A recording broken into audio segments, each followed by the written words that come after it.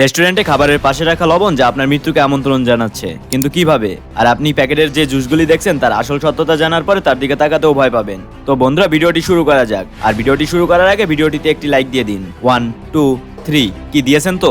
Number 10, processed and frozen meat. আপনি নিশ্চয়ই বিভিন্ন মলে হিমায়িত মাংস দেখেছেন, আর বর্তমানে আপনি বাজারে প্রচুর পরিমাণে প্রক্রিয়াজাত করা মাংস যেমন কাবাব, ফিশ এরূপ জাতীয় অনেক কিছুই পাবেন যা আপনি অল্প সময়ে ভাজি বা গরম করে খেতে পারেন। আর এ জাতীয় খাবারে প্রচুর পরিমাণে সোডিয়াম, স্যাচুরেটেড ফ্যাট এবং প্রিজারভেটিং যুক্ত করা হয়, যার কারণে তাদের ফ্লেভার দীর্ঘকাল ধরে অটুট থাকে এবং এটি আমাদের এত ক্ষতি করে যে এর কারণে অনেক মারাত্মক রোগ হয়। তাই এসব খাবারের পরিবর্তে তাজা মাংস কিনুন। তাছাড়া আপনি চাইলে প্রোটিনযুক্ত খাবারও খেতে পারেন। নাম্বার 9, বন্ধুরা, এই জিনিসটি এতটাই বিপজ্জনক যে মনে হবে আপনি সরাসরি বিষ খাচ্ছেন, কিন্তু তারপরও প্রতিদিন এই জিনিসটি 200 কোটিরও বেশি মানুষকে পরিবেশন করা হয়। আর এই জিনিসটি হলো কোল্ড ড্রিঙ্ক। এটি দেখতে ভালো, কিন্তু এটি খুবই বিপজ্জনক, কারণ এই পানিগুলিতে চিনি ছাড়া আর কিছুই থাকে না এবং এই চিনি আপনাকে মোটা করে তোলে। এছাড়া হজমের সমস্যা, এছাড়া আরো অনেক সমস্যা উপহার দিয়ে থাকে। তবে এই কোল্ড ড্রিঙ্ক গ্রীষ্মের কিছুটা শীতলতা সরবরাহ করে। তবে এর পরিবর্তে আপনি তাজা ফলের রসও খেতে পারেন, আর আপনি চাইলে এটি পরিষ্কার জলের সাথেও খেতে পারেন, যা আপনাকে আরো স্বাস্থ্যকর করে তুলতে সাহায্য করবে।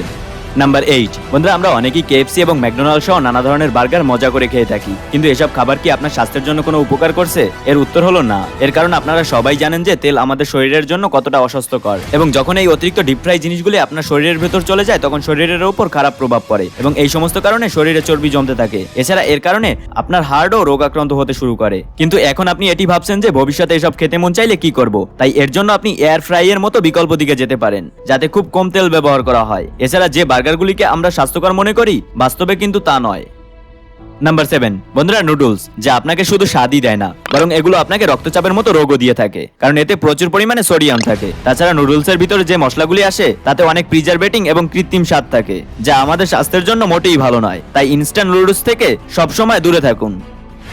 নাম্বার 6, আইসক্রিম, যা আমরা অনেকেই খেতে পছন্দ করি, তবে এই আইসক্রিমে প্রচুর পরিমাণে চিনি যোগ করা হয়। আর শুধু তাই নয়, এতে অস্বাস্থ্যকর চর্বি এবং অতিরিক্ত ক্যালোরি রয়েছে। যদিও মাঝে মাঝে আইসক্রিম খাওয়া ঠিক, তবে প্রতিদিন এটিকে অভ্যাসে পরিণত করে নিলে মোটা হওয়া এমনকি বিভিন্ন রোগ দেখা দিতে পারে। তবে আপনি এর পরিবর্তে বাজারে অনেক স্বাস্থ্যকর খাবার পাওয়া যায় যা আপনি খেতে পারেন। সেগুলিতে চিনি বা ক্ষতিকর কিছুই নেই, তবে তাদের দাম একটু বেশি।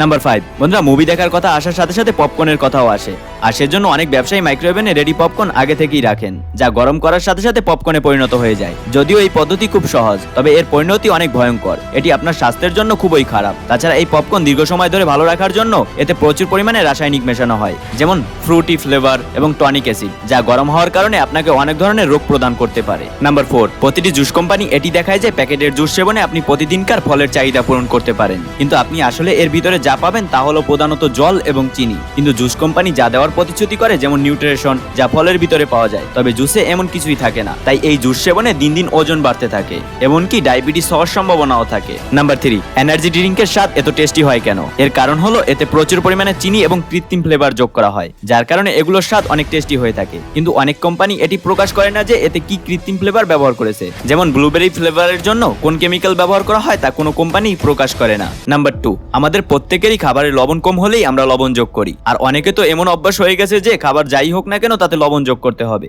যদিও সামান্য লবণ ঠিক আছে, তাছাড়া আমাদেরকে বিট লবণ এবং সামুদ্রিক লবণ ব্যবহার করা উচিত, কারণ টেবিলের লবণকে সাদা দেখানোর জন্য এতে অনেক কেমিক্যাল ব্যবহার করা হয়, যাতে করে প্রকৃত খনিজগুলি নষ্ট হয়ে যায়। তাছাড়া এতে সোডিয়ামের পরিমাণ অনেক বেশি থাকে, আর সোডিয়াম আমাদের স্বাস্থ্যের জন্য অনেক বেশি ক্ষতিকর। নাম্বার 1, আপনার চোখে কোনটি বেশি স্বাস্থ্যকর, সাধারণ কোক নাকি ডায়েট কোক? ডায়েট কোক বলতে যা বুঝাচ্ছে বাস্তবে তার উল্টো। এর অভ্যন্তরীণে থাকা ফ্লেভারগুলি অনেক বেশি ঝুঁকিপূর্ণ, যার কারণে ক্যান্সারও হতে পারে। তাই ডায়েট সোডার নামে বিক্রি হওয়া জিনিস থেকে সর্বদা দূরে থাকুন। তাছাড়া এর দ্বারা আপনার ওজনও কমবে না, বরং আপনার স্বাস্থ্যের ঝুঁকি বাড়বে। তো বন্ধুরা, রহস্যের সমাহারের এবারের ভিডিওটি এই পর্যন্তই। ভিডিওটি কেমন লেগেছে তা কমেন্টে জানান। ভিডিওটি ভালো লাগলে একটি লাইক করুন, আর এরকমেরই ভিডিও পেতে রহস্যের সমাহার চ্যানেলটি সাবস্ক্রাইব করুন এবং পাশে থাকা বেল আইকনে প্রেস করুন।